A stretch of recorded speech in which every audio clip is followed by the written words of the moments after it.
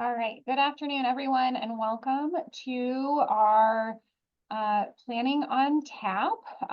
When we submitted this session and we're talking about this session, we didn't realize how perfectly timed we were going to be in having this discussion with the adjournment of our legislative session that happened at 6:30 this morning. So we are going to go through this to the best of our ability. As I mentioned, session just adjourned. We are still reviewing things on the fly, but would really like to have this be kind of an interactive discussion. If you know more, if you have other thoughts, we certainly are not all of the experts here in all of these things, but you will hear from myself, Madeline Sturms. I'm your president of APA Iowa chapter.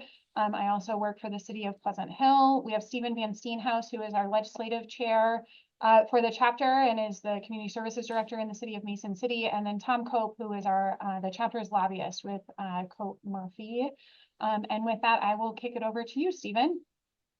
Thanks. Do you have control of the Canva? Okay.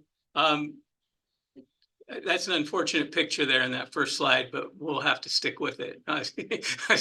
You go back to it. It's an action photo, Steve. You're talking to a legislator. Well, that's what we do. So that's right. All right. Well, thanks, Madeline and Tom, for being here, and thanks everyone for joining us. It's been a wild session, I think, for a lot of reasons. Some good things happened, some bad things didn't happen, and some bad things did happen. So we'll have an opportunity here to go over it and answer questions as we go. On the screen is the legislative agenda that the board adopted for this legislative session. And those bullet points are the main areas where we get involved when legislation comes up that has some impact on one of those program areas. And so we try to keep track of what's happening at the legislative level as bills are introduced. And when we see something that might fall into one of those categories, we have Tom follow up and get us on the right track to make sure that what's being proposed is something that benefits planning and planners in Iowa and does not have a negative impact on the work that we do for our communities. Go ahead and change it, Madeline. So this, we do have a legislative committee that I've been privileged to chair.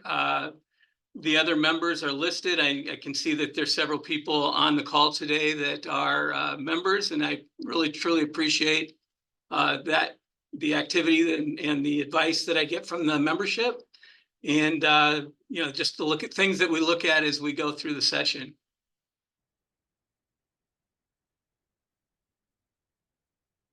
And then back in March, we did have the legislative breakfast at the Capitol.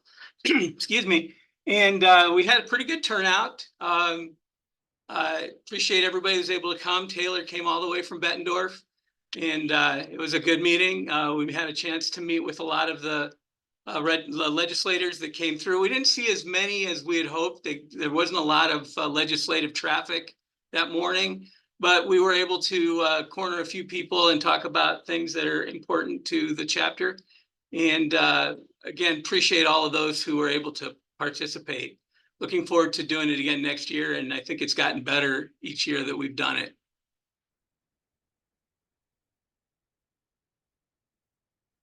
And I'll turn it over to Tom.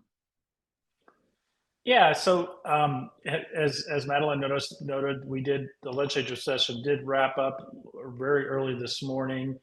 And so kind of, I think, looking at the session kind of from a big picture standpoint, this year was the 9th session in a row, basically every year since 2017, in which Republicans have had what's called trifecta control of both the governor's office and the House, and then the third part of the trifecta would be the Senate.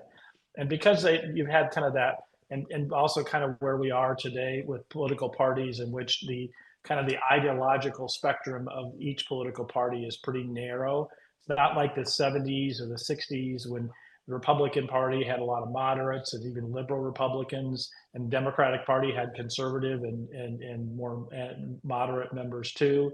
Today, the Republican Party, pretty much, if you're a conservative-minded legislator, you're going to be a Republican. And if you're a more liberal-minded legislator, you're going to be a Democrat. And there's just not a lot of overlap.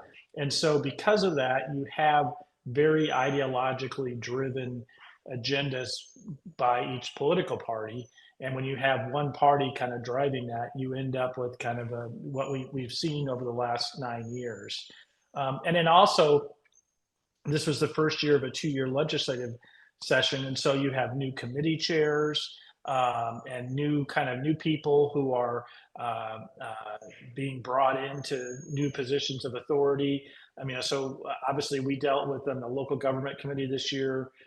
Scott Webster was the chair of the Senate Local Government Committee, and Megan Jones was the chair of the House Local Government Committee. And we saw a lot of bills especially in the Senate Local Government Committee that were really challenging and especially raised concerns about our ability to, whether it was landscape regulation or capping fees on franchise fees or capping stormwater fees or restricting stormwater uses. A lot of bills came out of committee, but didn't necessarily end up passing on the floor of the chamber, although certainly in the end, certainly some bills, and we'll get into some of those specifics, did pass both the House and Senate. But kind of anytime you have a new legislature, you have new chairs and new kind of energy that's brought to that we certainly had to deal with. So the major issues of the session, obviously eminent domain on carbon capture pipelines was a major dividing issue amongst Republicans. For the last 3 or 4 years, you had Iowa House Republicans willing to restrict the use of eminent domain for carbon capture pipelines, but the Senate and the governor have been resistive of that. And finally, this year, the Senate, a group of senators, Republican senators, basically forced the hand of the Republican Senate leadership. So that bill did pass Monday of this last week of session. And has now been sent to the governor. That's House File 639, and so we'll see what happens with that. And another issue. This is not really under planning, but regulation of pharmacy benefit managers was another issue that really divided legislative Republicans, and they had to kind of figure that out. And I think the other thing that's really was a little bit unique this year as opposed to the last 3 or 4 years. For a couple of different reasons, you got not property tax, but you had income tax cuts that have been adopted the last 3 or 4 years. And then you had, so the state has got a smaller revenue base. And so, so it's starting to have an impact on their ability to do some different things. Although in the end, the legislature did increase their budget by 5%. So that did kind of all play out. There was no property tax legislation that passed. I think we all feel really good about that. And also the governor had an energy bill that did not pass. So those are a couple of the major bills that didn't get adopted this year. So we mentioned there were some bills that do affect planners, I think pretty distinctly, and basically all of us who are working in local government are going to have the fun of amending our zoning ordinances. I think most of us are, to meet the requirements of these 2 new bills that were just recently adopted. The first one is that basically all cities and counties must allow ADUs, accessory dwelling units, wherever a single family residential is allowed. And so as a result, if your ordinance does not admit for ADUs now, you'll have to amend your ordinance to allow them as an accessory structure. There are some exceptions. What I've got written down here is historic districts. It was pointed out a little earlier that might not mean historic districts, it's just a historic building code. So we need to get some clarity on that. But if if it's a neighborhood that has deed restrictions, or if the lot has adopted deed restrictions to prohibit an ADU, that can be enforced. If there's an association where the covenant does not permit ADUs, that can also be enforced.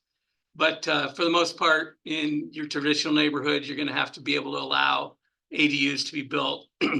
They do have to be built in compliance with the building code. The maximum size of a ADU is the larger of 1,000 square feet, or 50% of the single family residence.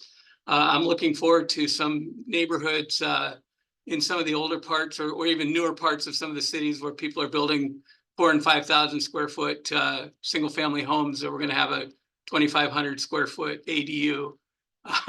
So that'll be really interesting. But that is the restriction. If your minimum is smaller than that, you'll have to amend. It says a mobile home, as it's defined in the state code, may be an ADU, but it has to be put on a permanent foundation and converted to real property.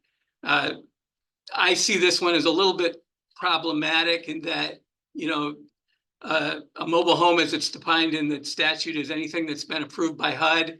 HUD has been approving mobile homes and manufactured housing since 1976.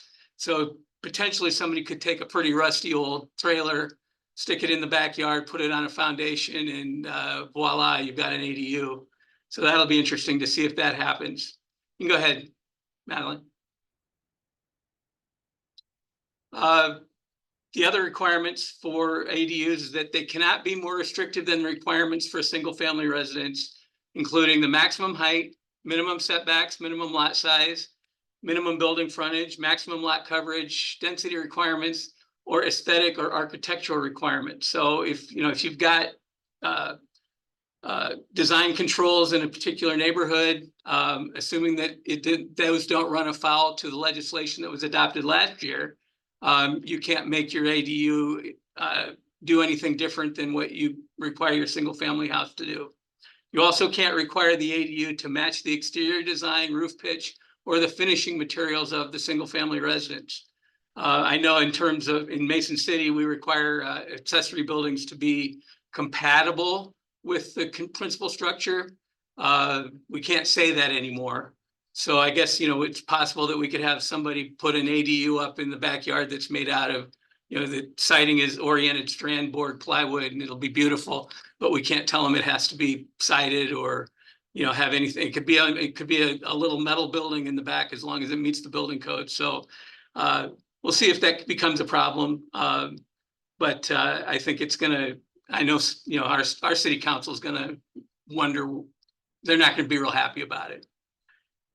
There can be no requirement concerning the relation of the ADU resident to the single family resident. So you can't say that it has to be a family member that resides in the ADU. You can't say that, they are your, domestic servant or anything like that.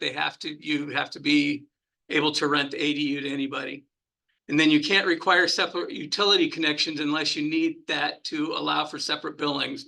In other words, either you have your sewer and water come in from the main house, or if you want to have a separate billing for the ADU and you want to put in a separate water and sewer service line, you can do that, but you can't require it.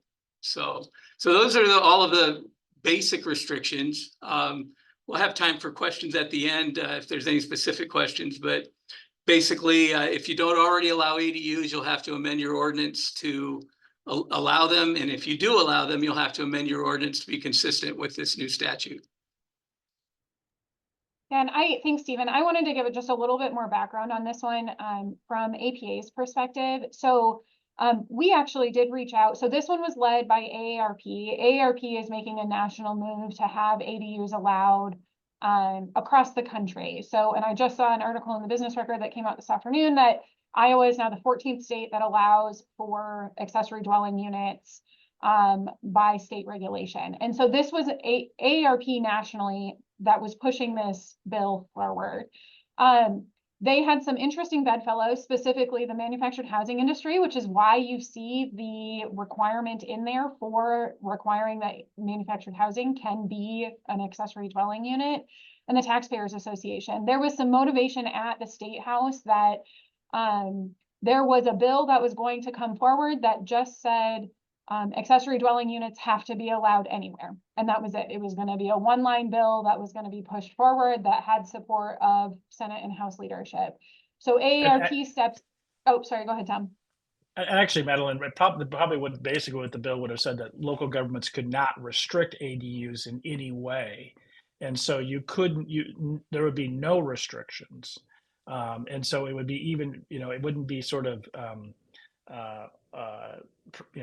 it would have been, I think that would have likely been the direction that the bill would have taken if AARP hadn't been involved to at least, I think, try to rein it in and make it a little bit more of a collaborative process with groups like ourselves, the League of Cities, as well, to try to provide a little bit more balance. Obviously, any bill that reduces our ability to govern these types of things locally is very concerning.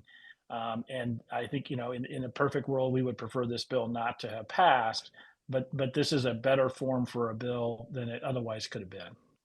Right, and that's exactly how we started our conversations with AARP, was that, anything that removes local control, our legislative priorities say that we should oppose, but the last thing that we need is that the American Planning Association opposes accessory dwelling units. That is not the headline that we want to put out there.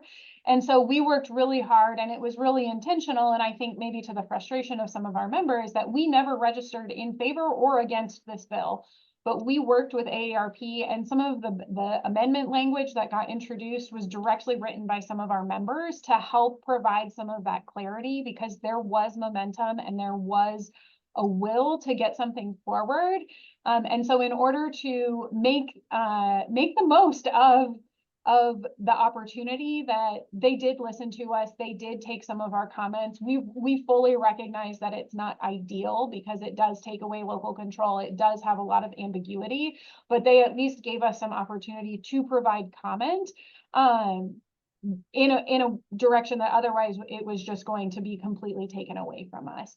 So, and Stephen hit on this, that their overall intent was, they don't want ADUs to be treated any differently than another single family unit. And so that is what they tried to write into their code, or into the bill language. They are now going to work with a coalition of folks to be able to help with the implementation of this, and to help with the bill writing of it, or to help with, how this gets rolled out.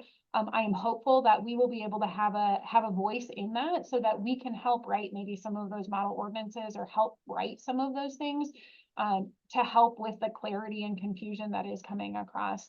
The one thing that a member of ours did suggest is that if your code does not mention ADUs today, it doesn't require you to create a new ordinance. So for those of us like Pleasant Hill who allow ADUs, and how we approach all of these things from the legislature is that now that a bill is passed, this is effective July 1, our code will defer to what the state legislation is until we have time to make an amendment. We get an opinion from our city attorney to say, whatever is on the books is no longer valid. You have to follow state code.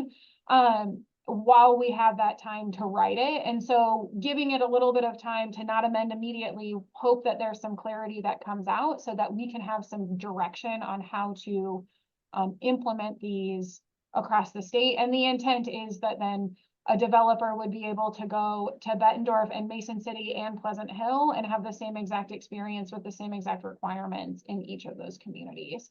And so, again, recognizing it does take away our local control, but we at least were able to make this one a little bit better, and hope to still be involved in that conversation as it moves forward.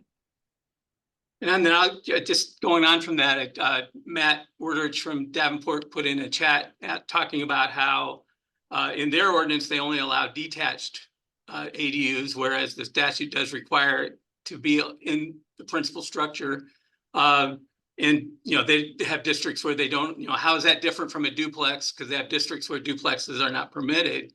The way we've approached it in Mason City is that we require that if it's in the principal structure, there has to be a direct connection between the ADU part of the house and the principal part of the house. So it's still technically one unit because they're not completely separated like a duplex, but you do have, one major unit and one ADU. That's one way to look at it. Whether that'll work or whether that comes out, as as lawyers figure this out, and as these things go through the courts, which they will, is yet to be seen. But that's one way to approach it, I think. All right. So the next bill that really affects everybody is regulation of the powers granted to the Board of Adjustment. This one will become effective on July 1st.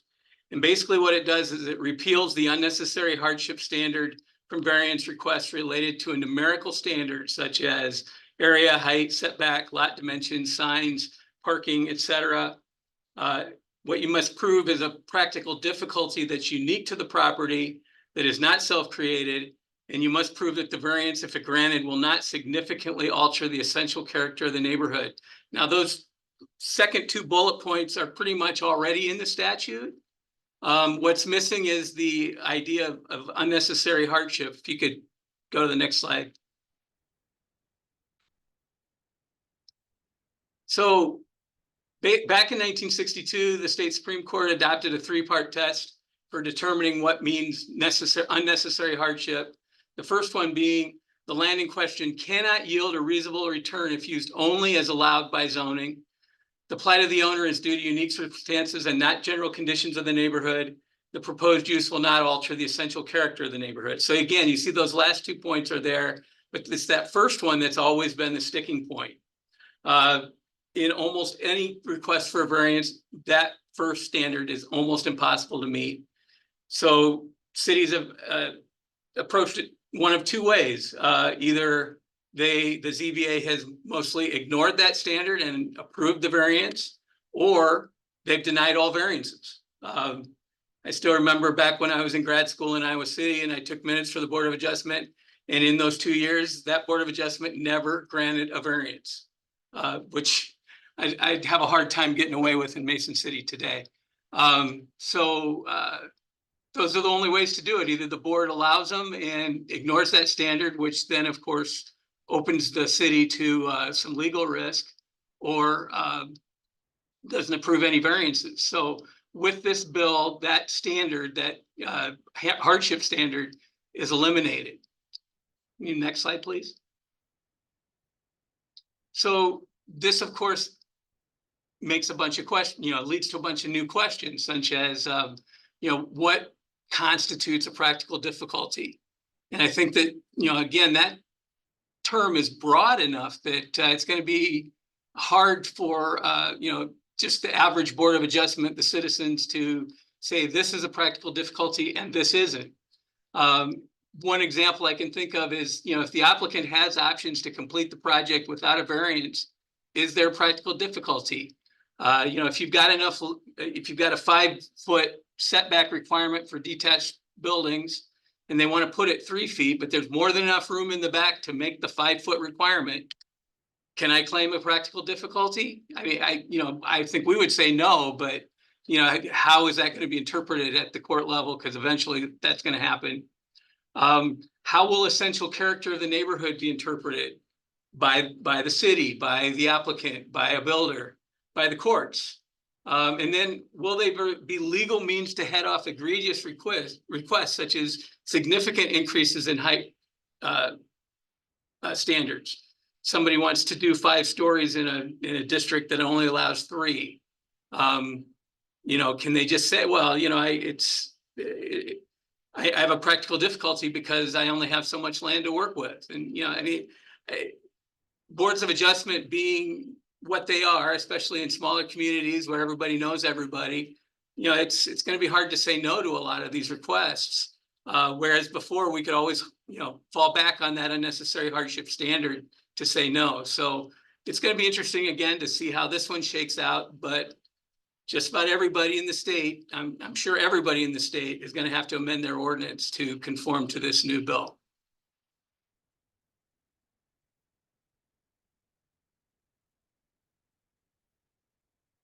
Still a few bills out there awaiting signature that have been approved. House File 706 relates to open meetings and open records, and it basically increases fines for violations of the Open Meetings Act, and it requires new and elected and appointed officials, except for the top state people, they get a pass, to receive open meetings training within 90 days of taking office. So there'll be some rulemaking there, and there'll be some programs that are developed. The statute does say that the state has to provide a no-cost training program at some point. So that'll be coming out. And then Senate File 588 concerning local government notice requirements on certain actions. If you do lots of different kinds of public hearings for different things, you notice that this statute all over the place has different notice requirements.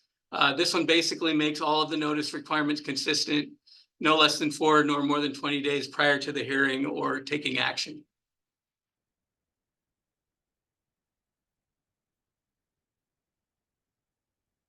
Tom, do you want to go on, talk a little bit more about these three?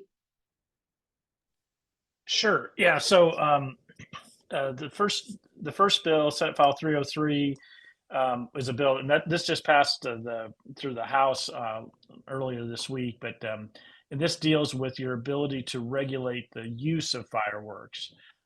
Local governments currently do not have the ability to regulate sale locations, or to the extent we can regulate it. We can't prohibit the sale of fireworks in your community, but you do have the ability to restrict the use of fireworks. But this legislation now prohibits that type of restriction if it on either July 3rd, July 4th, or December 31st. And so that bill passed. The governor hasn't taken action on that, but I would presume she'll sign that bill. And then the next bill, House File 856. This is the Diversity, Equity, and Inclusion Bill, and it prohibits state and local governments from establishing, sustaining, supporting staff or diversity, equity, inclusion programs as part of your whether it's an HR policy or whether it's part of a overall policy of the city. You cannot do that. It applies to schools as well.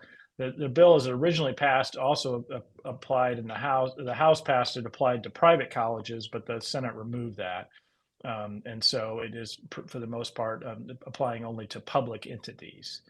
And that was a bill that we were registered opposed to because we felt that was a violation of our national requirements and as part of the APA kind of expectations of a member in good standing. And then the final bill is this hazardous liquid pipelines. This deals with eminent domain. It limits the use of eminent domain by pipeline companies that are used for carbon capture. This does not apply to all pipelines, as people know.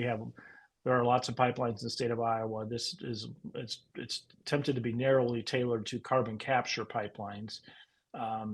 This bill did pass the House earlier in the session, and then did pass in an identical form the Senate on Monday. So it now goes to the governor, and we'll see what action that she takes on that bill. We were not engaged in lobbying on that bill, but it was certainly one of the more high profile bills of the session.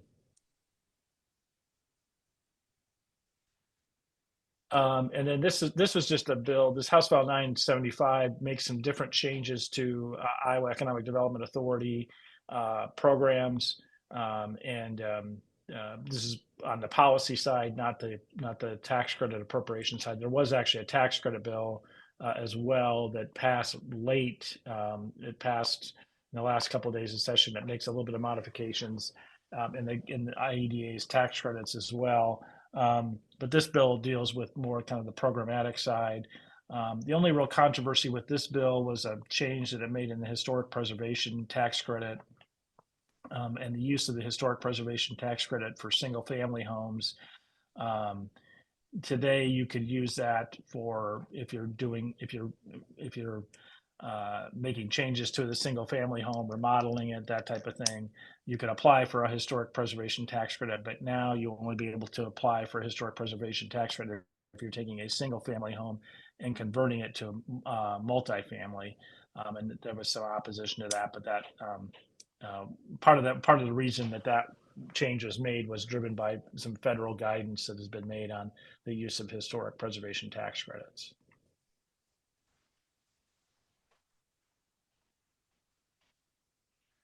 All right, so Okay. yeah, the Land Redevelopment Trust Bill is one that we've been following for several sessions. Basically, it allows cities and counties in Iowa to create land redevelopment trusts, which is our legislature's way of saying a land bank. apparently the banking industry lobby in Iowa objected to the term land bank, and so it got changed to land redevelopment trust. But basically they're to help revitalize abandoned, dilapidated, or blighted properties. The trust can acquire properties, manage them, return them to productive use, also getting some tax benefits. It was easier it's supposed to be easier for land redevelopment trust to acquire tax delinquent property. So the bill outlined the powers, the way you could set up a trust, et cetera, and ways that local governments could cooperate to operate the trusts. And so there were some real advantages, I thought, to especially smaller communities that don't have the resources to deal with the blight in their communities, but they could form a county-wide or an area-wide land redevelopment trust, share resources, and work together. It passed the Ways and Means Committee of both houses, and it was approved by the House, but it was not debated by the Senate. So missed it by that much. So one more, it will be a live bill in the second half of this current General Assembly. So let's keep on it, hopefully get it passed. I know that in terms of what we're trying to do here in Mason City, and I'm sure in other cities, this would be a very effective tool for meeting our needs related to blight and redevelopment. And so we're going to continue to push real hard for it to get passed, and hopefully next year will be the year. Yeah, And this Stephen, is- I would just add on that I think there is interest in amongst Republicans and Democrats in the House and Senate to get this bill passed. Unfortunately, part of it was kind of a lot of the hard feelings that got generated over the eminent domain discussion spilled over onto this bill. And so hopefully once, we start the 2026 session, that's more in the rearview mirror. We can move beyond that. But I do think that there's good support to hopefully get this over the finish line. I hope so.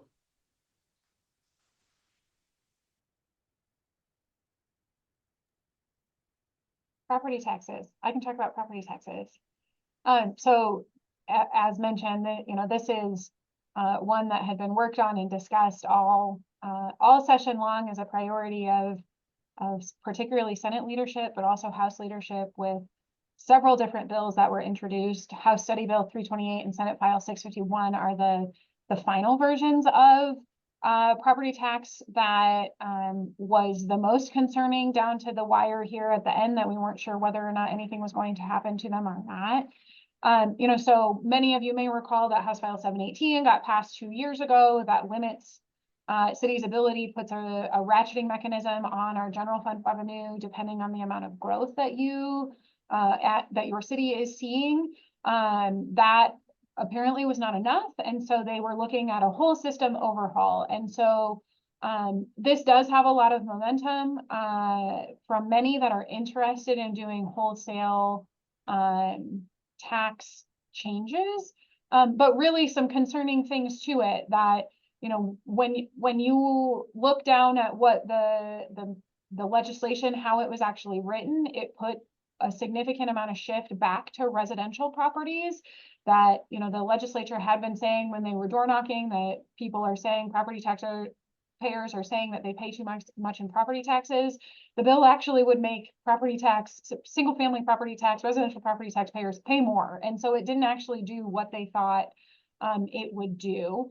They were going to phase out the residential rollback to 100% taxable value by 2038 by a slow mechanism that it was increasing it every couple of years. And so giving some more predictability. So in itself, that is helpful.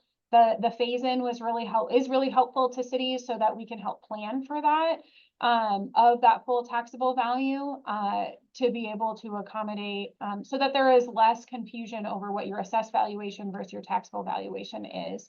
And then give that homestead exemption. So that homestead exemption, they were proposing that it would be 25% of your taxable valuation up to $125,000 exemption. So that can then help bring down what that residential property taxpayer is paying.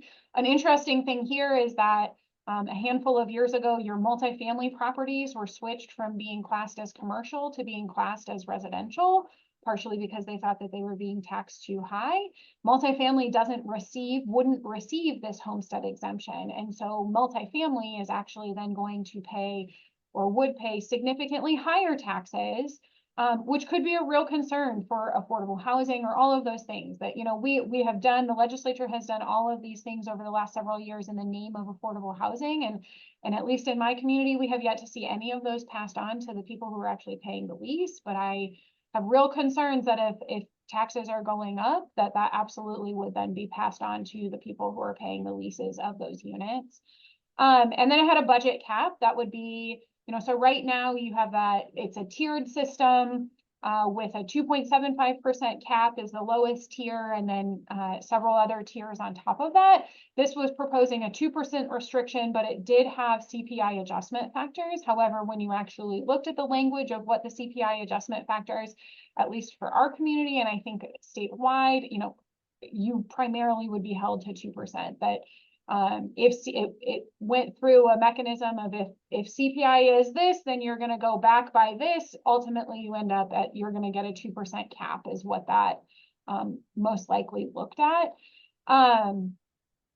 The biggest concern that I saw with the bill, and that many of our other partners, especially the League of Cities and Professional Developers of Iowa, and us, that we were very concerned about, is that it had a definition for new valuation. That definition did not include any language that would allow TIF money. So if you have a TIF district that rolls off, that then money goes into your general fund. That TIF money rolling into your general fund was not considered new valuation, so you would never be able to capture the revenue coming out of your TIF districts. And so it would effectively, you would either stop using TIF altogether as an economic development tool or as a tool for you to get things done in your community, or just recognize that, with every TIF district that you are doing, you are continuing to starve your general fund, and your general fund, which is where you are paying for your police, fire, your planning staff, your library, most of, at least in our community, that's where the bulk of your city operations are coming from. If you cannot include TIF in that definition, that was the critical pitfall for us that we were pushing on, and that we were encouraging developers to speak up, that cities aren't going to partner if we can't use TIF, if cities are never going to be able to capture that revenue. So this had a lot of discussion and multiple iterations. Ultimately, they adjourned early this morning without passing something, but it has been a priority of, I would say, all to get something done. And they did, which was hopeful, this session, that they did promise that it would be different than how House File 718 happened, but they passed it in the middle of the night with an amendment that folks hadn't read. That they were going to give time for public comment, and they did give some time for public comment. I would say, from my experience at the city, that they were very particular about who they were receiving comment from and choosing to take meetings from and hear from, and weren't open to all public comment.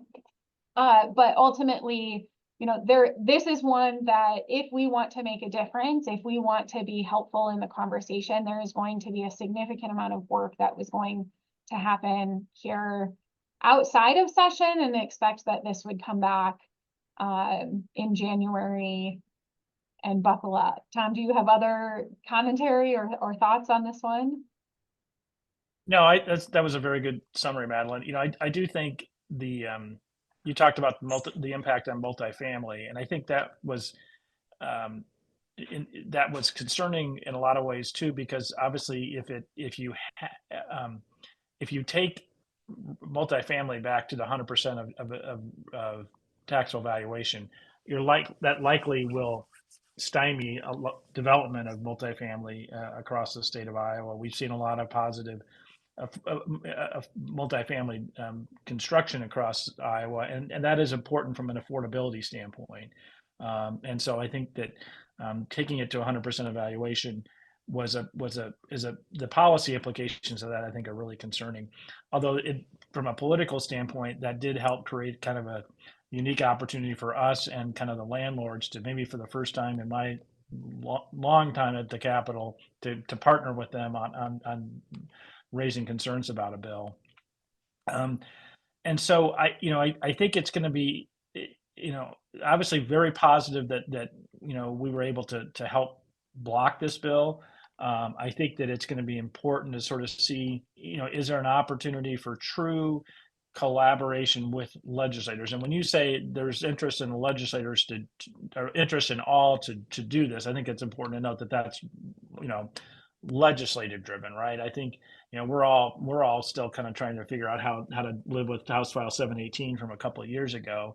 And so we're not really sure why there's a need for another round of property tax overhaul, and especially if they do it in a way that doesn't actually have much benefit from the people who seem to really care about this, residential homeowners, then we're just going to be stuck in a constant sort of living with a new property tax bill every 2 years until in the end there's just nothing left. So, and you're right, the implications for this bill for TIF were very concerning, but then there was a second TIF bill that that kind of popped up very late in session. So you've got it here. It's a 6 file 52 that originally was a bill that started out as an attempt that Council Bluffs was pushing to help promote tax increment financing in the residential area to help kind of fix some of the problems that exist there. It was called the 2020 bill that is noted there kind of in the summary that started out as House File 617.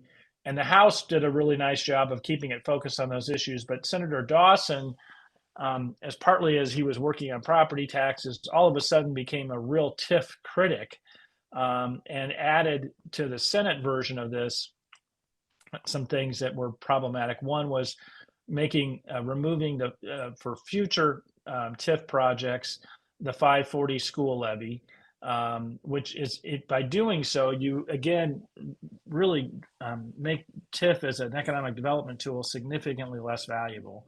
And so that was concerning. Plus, limiting that that only 20% of a city could be in an urban renewal area, which I think it's real. I would encourage folks to listen to his comments that he made on the floor on this bill, because he kind of talked about some of his anxiety about TIF. And actually, the interesting thing was he made comments about this bill in subcommittee and in committee and on the floor. And in committee and subcommittee, he was really negative on TIF.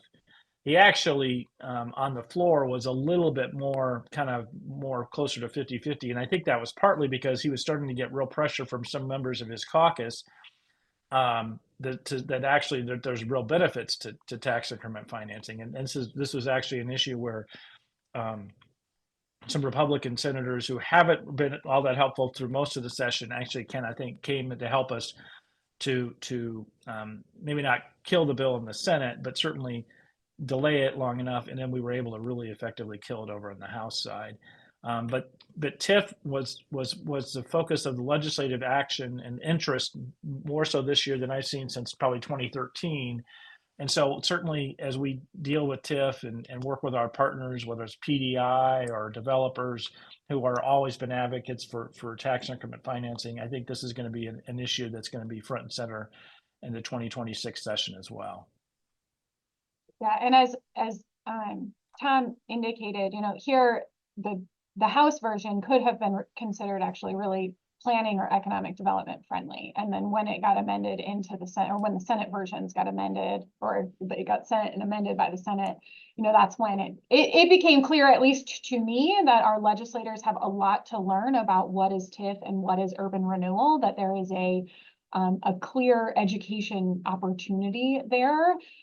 To understand the difference. The last bullet point there, that by 2047, no more than 20% of a city can be in an urban renewal area, and recognizing that there are very different ways that many cities across the state are using urban renewal and TIF, but through urban renewal, that is one of the ways that the city of Pleasant Hill is using new development to help pay for maintenance of our existing streets, right? Like, it is without that we're going to have to increase our property taxes in order to be able to fund street maintenance, through elevating our other sources to get money. So it is actually, would be counterintuitive to the legislators to make these changes, because it's going to actually end up elevating levies, I think, if that's what it's going to do. But really, I think what I would ask as a call to membership here, that, you know, when it comes to the TIF bills and the property tax bills, that the more that they can hear from their constituents about the good projects that you were doing, or like with TIF, that they're, you know, proposing to take the 540 school levy out of TIF, you know, making sure that you are sharing about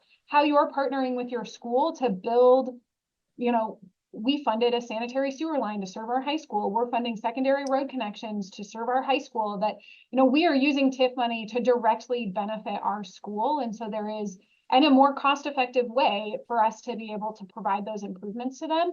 But the more that our legislators can hear that from communities across the state and counties across the state, how these bills are impacting them, and specifically not hearing from the urban communities, is really important on how this is going to impact their communities and impact the quality of life of where Iowans want to be.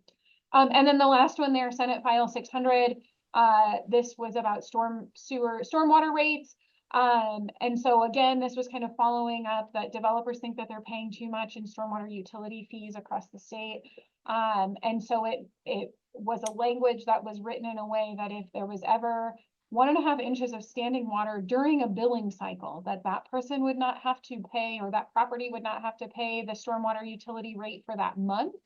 And then if that property had a retention pond that met the National Pollution Discharge Elimination, you know, if it met the NPDES requirements, then that person didn't have to pay the stormwater utility rate. So that effectively would take all of your multifamily, all of your commercial, all of your industrial properties that are paying that ERU today off the rolls of being able to pay for that stormwater utility. And so again, your single family property owners are the only ones that are paying for your stormwater utility fee. So that is one that has been talked about a lot. It ultimately died, but I think there could be some potential momentum, you know, and this is in addition to, there was other conversations about capping sewer rates at 2%, limiting franchise fees, or getting rid of franchise fees. That it is like whack-a-mole of all of the different revenue sources, that as cities continue and counties continue to diversify how they are bringing in revenue, our legislators are noticing that and trying to find ways to take away that ability for us to diversify our revenue sources. And so just being really cautious and careful about how we are messaging all of the things that we are doing, and we'll share that the best advice that we were given by the governor's staff was to talk about economic development. That this is, they don't want to hear about how you can't fund your police and fire, because then they think that we can't manage our funds. They want to know how this is impacting economic development, and we can't partner with developers, and it's stymieing the growth of our communities and our state. And that is the message that they want to hear from us. Anything else on the stormwater, or kind of any of those other bills, Tom or Stephen? I guess I'd just, you know, point out the fact that more often than not, when some of this stuff comes up, it's because somewhere somebody got upset about something, and it turned into a bill that, you know, fixes that something, but it affects everybody in the state. That, you know, the 20% urban renewal area cap, you know, when you think about it, it really makes no sense, because the amount of land that might be in an urban renewal area in a struggling community is going to be different from what we're going to see in you know, our more affluent and growing communities. So you know, putting these kinds of arbitrary caps on everybody just doesn't work. And that's, you know, we saw that last year with the stormwater bill. It just, you know, we need to tell our own stories, so that these people know that, you know, we all have our own particular needs, and these one-size-fits-all solutions that we seem to be getting from the legislature don't work for everyone. Yeah, and I would just add on the stormwater, that was, you know, that there was that bill, and then there was another bill, Senate File 595, that had a small stormwater language. That bill died, and then there was another bill that would have made some changes to the SUDAS kind of governing board that passed out of the Senate Transportation Committee, that bill died as well. So from a stormwater, we were very heavily involved in that kind of bitter stormwater fight from the 2024 session, Senate File 455, and thought, we had that bill killed in the House, and then unfortunately, they died one year and then came back the second year. So anyway, we're still watching a lot of stormwater issues very closely, but we're pleased that those three bills did not move forward this year.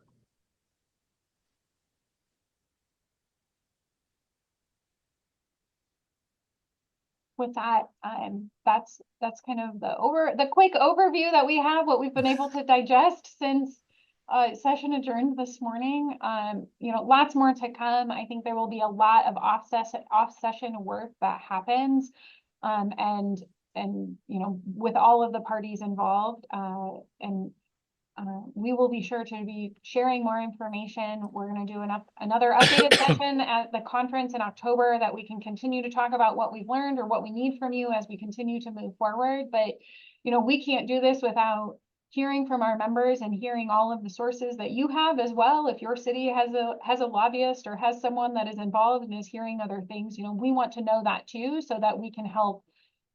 Everyone is hearing something a little bit different. So as we can piece those things together so that we can be successful, and would invite all of you to, look out for Planners Breakfast, Planners Day on the Hill next year to have conversations. If you want to learn how to reach out to your legislators, if you want more information on how to do that, please reach out to us.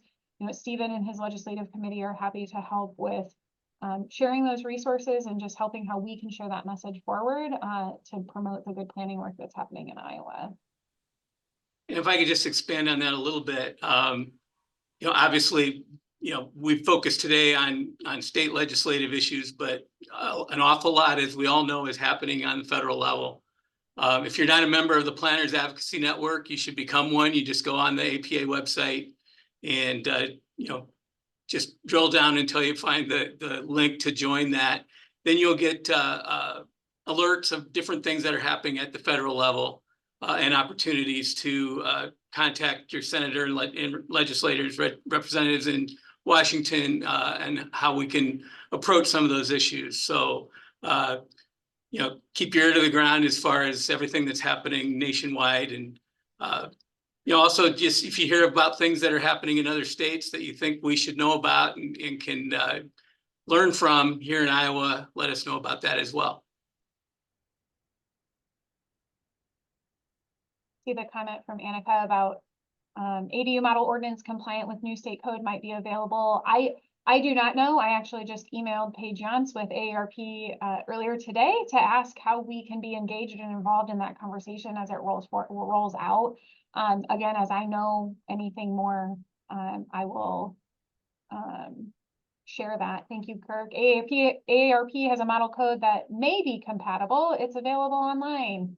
I'm going to do one plug too, as Stephen mentioned about the Planners Day on the Hill that National is putting on in June. It is an opportunity for us to talk to our federal legislators in Iowa about the work that is important to planning. They are focusing and targeting this year again on housing affordability, and that has some momentum at the federal level. And so would encourage you all to sign up for that Planners Day so that you can have direct connections with your federal legislation and get talking points from National about exactly what to say and why this is important. And then you feed your own stories into how you are using these things or how you could use these things to have creative housing solutions to help solve that problem.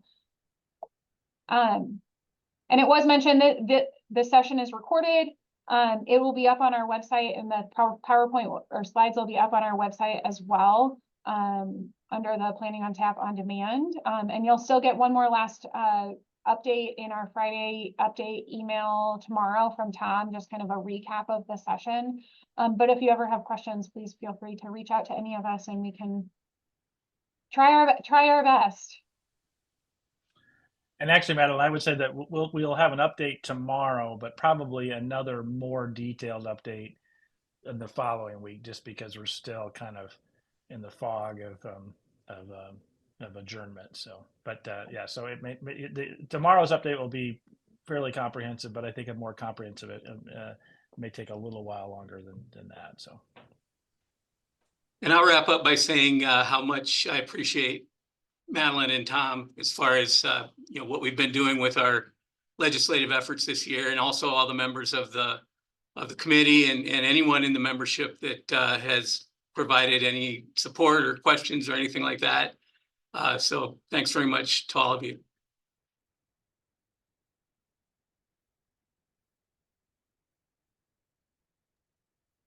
With that, I'll give it just one last minute. If you have any last questions or burning comments, we have a couple minutes here before it's up, but otherwise, thank you all for attending.